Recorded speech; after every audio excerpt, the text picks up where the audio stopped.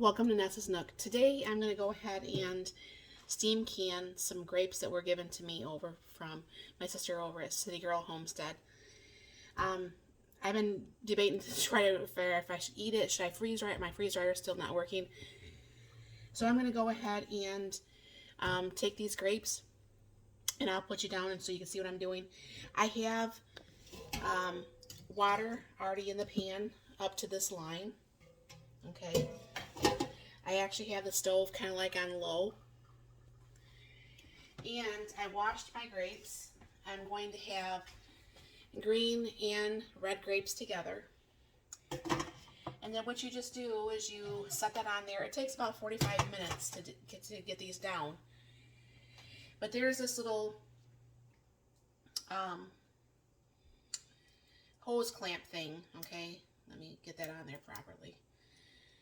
So it's holding that. So there's this whole hose clamp thing. So what happens is once this starts to cook down, the juice will go in here and then you can see it, it'll start coming out this tube.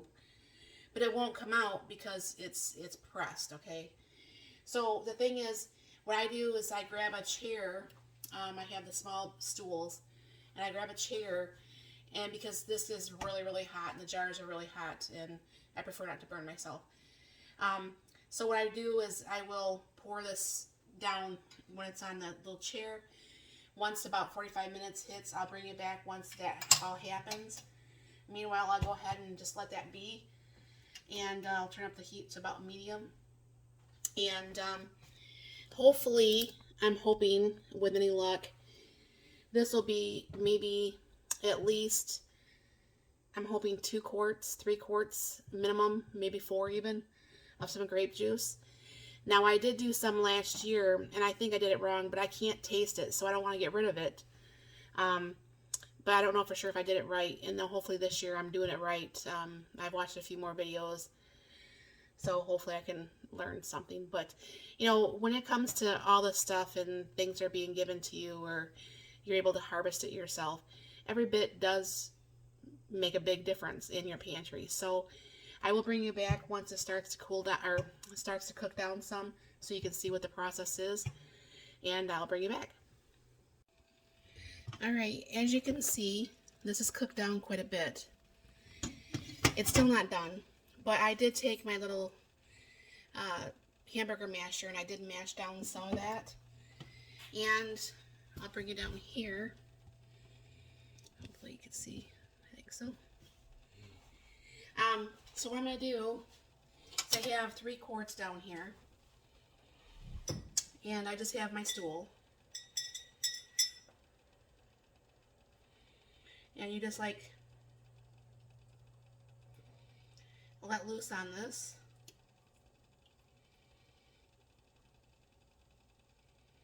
Now I know I have more than that. I just saw like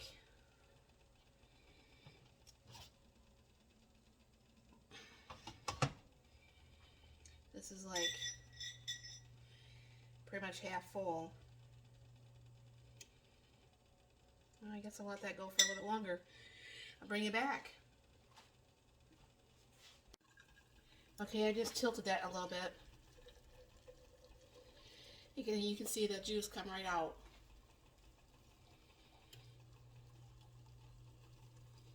Now what's going to happen is I don't water bath, I actually steam can.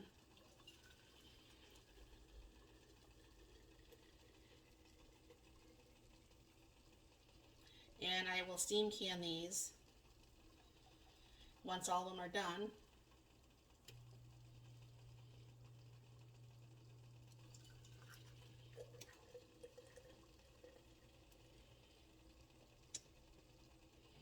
I think I actually have quite a few more. Well, it's getting a little bit low on this third one. But what I'll just do is put this back. And put this back up here, and I will come back in a little bit, and meanwhile, that's just a mess, isn't it? Meanwhile, what I'll do is I'll grab the jars and put those, the ones that are full, put them up on the counter. Now this is, like I said, this is red and green grapes mixed together, and it's looking pretty grapey. So, yeah, in a little bit I should be able to finish this one. I might even, I'll show you what I did here, is I'll mash this down again here. I just like sat there and mashed it with the meat masher. Now these are almost done, but I should be able to get at least that third one filled, and maybe even a pint, I don't know.